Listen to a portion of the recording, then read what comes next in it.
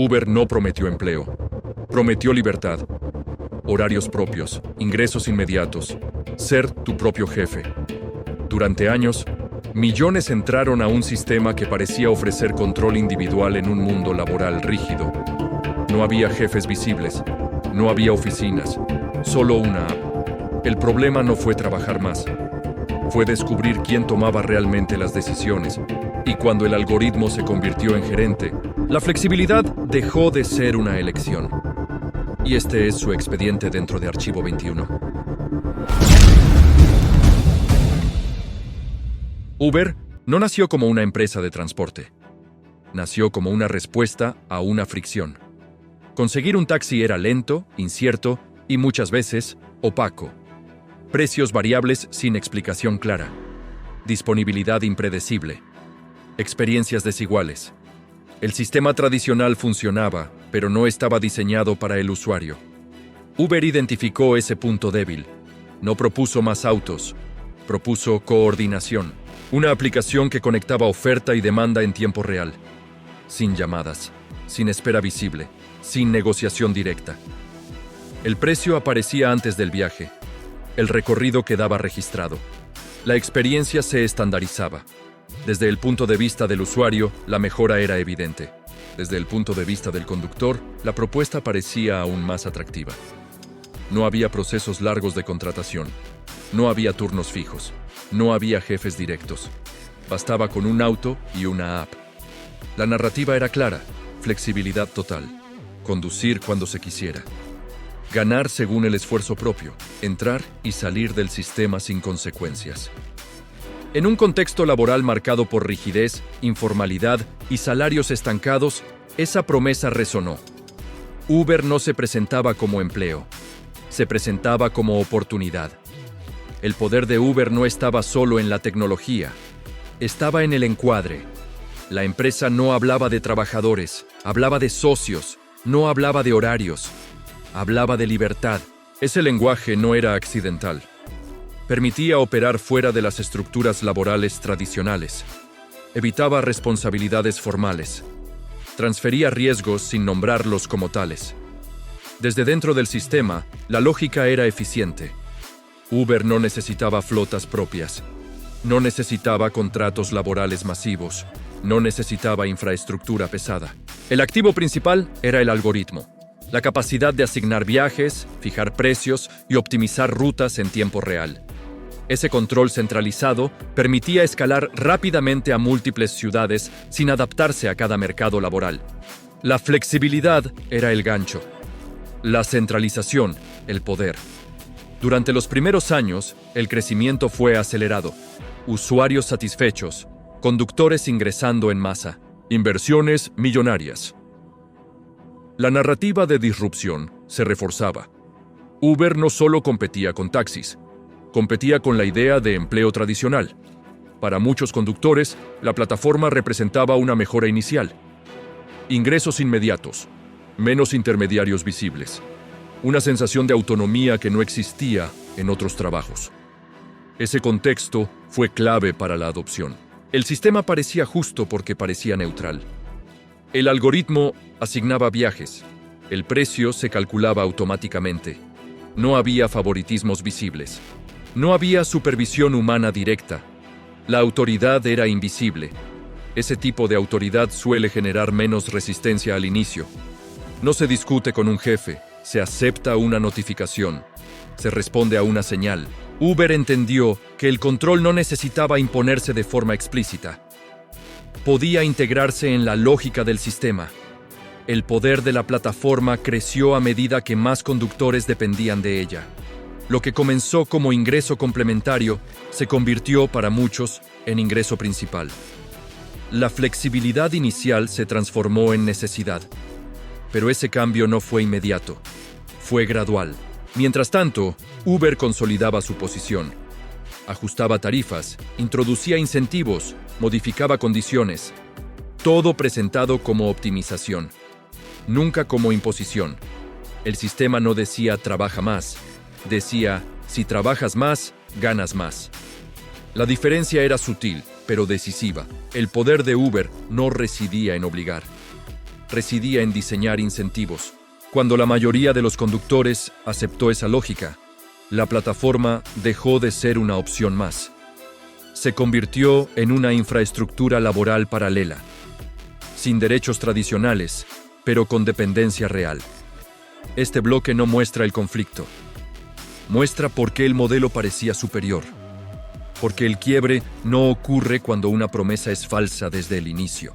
Ocurre cuando una promesa funciona lo suficiente como para generar dependencia. La flexibilidad era real, pero no era simétrica, y esa asimetría todavía no era evidente. La pérdida de control no ocurrió de golpe. Ocurrió por acumulación. Al principio, el algoritmo era una herramienta. Asignaba viajes, calculaba tarifas, sugería rutas. Todo parecía asistencia. Una capa técnica que facilitaba el trabajo. El conductor decidía cuándo conectarse y cuándo desconectarse. Esa decisión seguía siendo suya. Pero el sistema empezó a aprender. Aprendió patrones de demanda. Aprendió comportamientos de conductores. Aprendió cómo incentivar disponibilidad.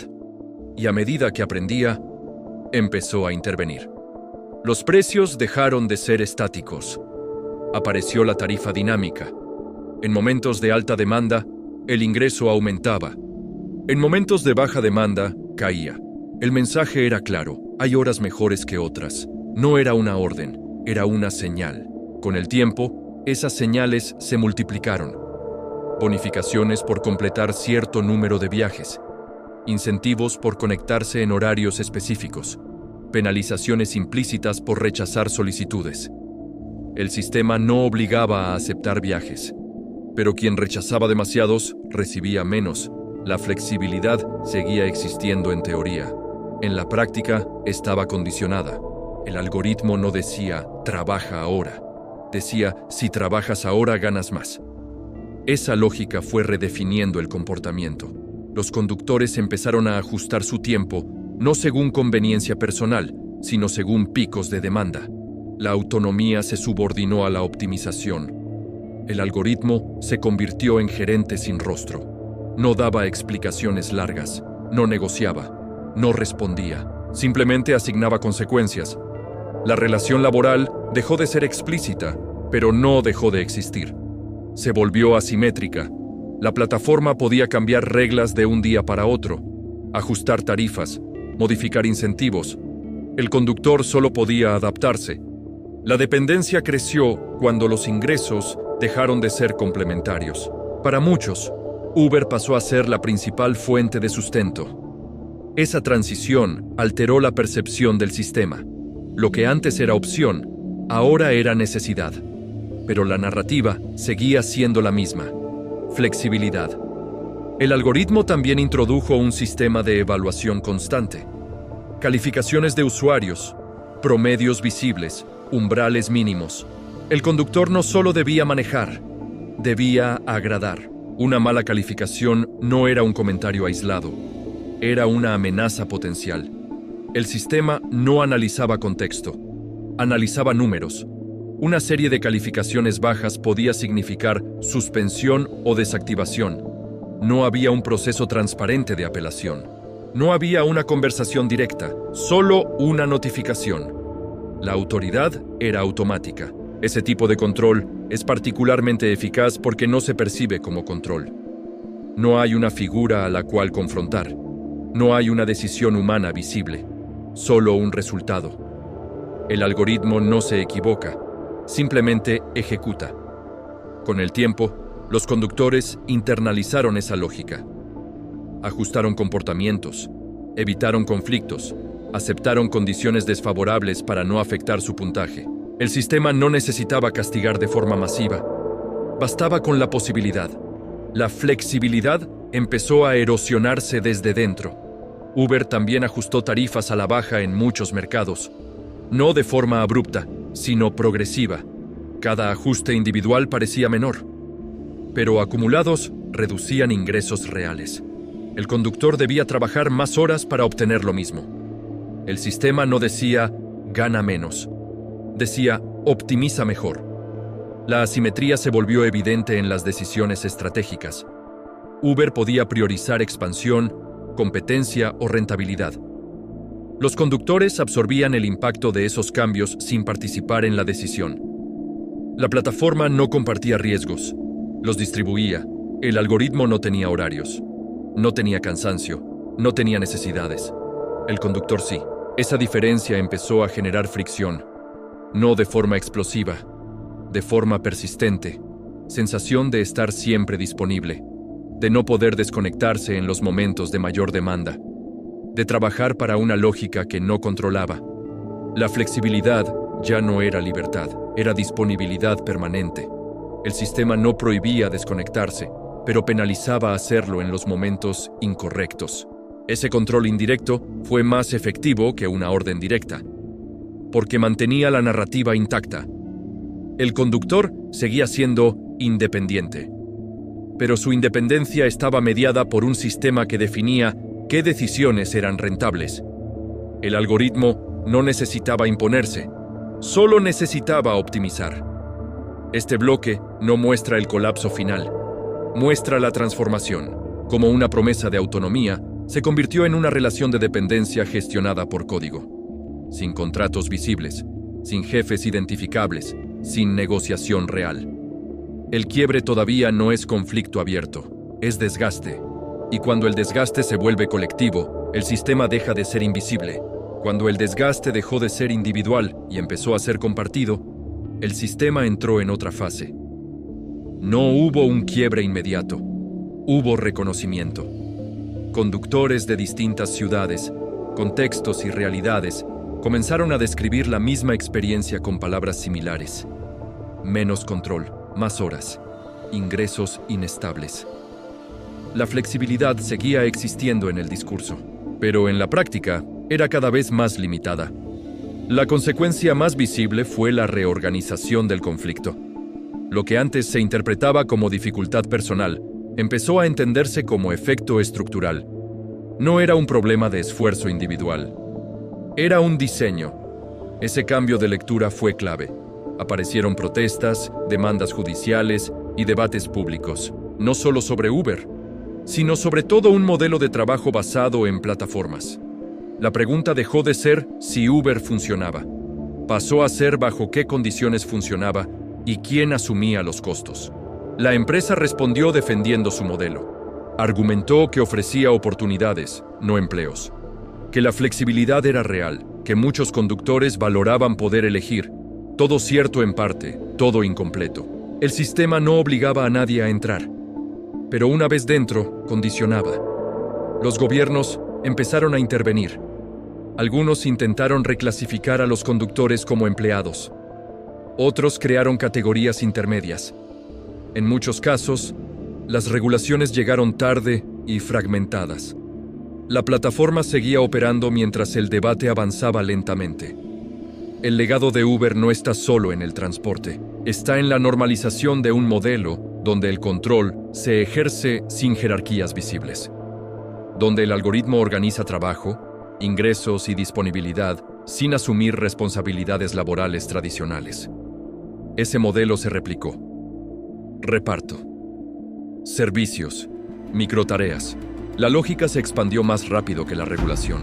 El caso de Uber dejó claro que la flexibilidad, cuando se diseña desde una plataforma centralizada, no es neutral.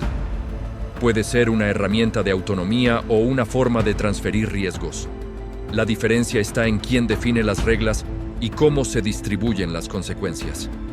Uber no creó la precariedad laboral, la reconfiguró, la hizo más eficiente, más escalable y menos visible. El algoritmo no necesita coerción directa, necesita dependencia. Cuando una persona depende del sistema para ingresos estables, la capacidad de elección se reduce. No porque esté prohibida, sino porque deja de ser viable económicamente. Ese es el núcleo del patrón. El expediente de Uber no se cierra con una condena tecnológica, se cierra con una observación estructural. La flexibilidad prometida por las plataformas no desaparece, se redefine. Y esa redefinición suele favorecer al sistema que controla la infraestructura. La pregunta no es si este modelo continuará, es en cuántos ámbitos más se aplicará. El archivo se cerró, el patrón continúa. Toda historia deja una huella. Si te interesan los casos donde una decisión cambió el rumbo del mundo, suscríbete y sigue explorando Archivo 21.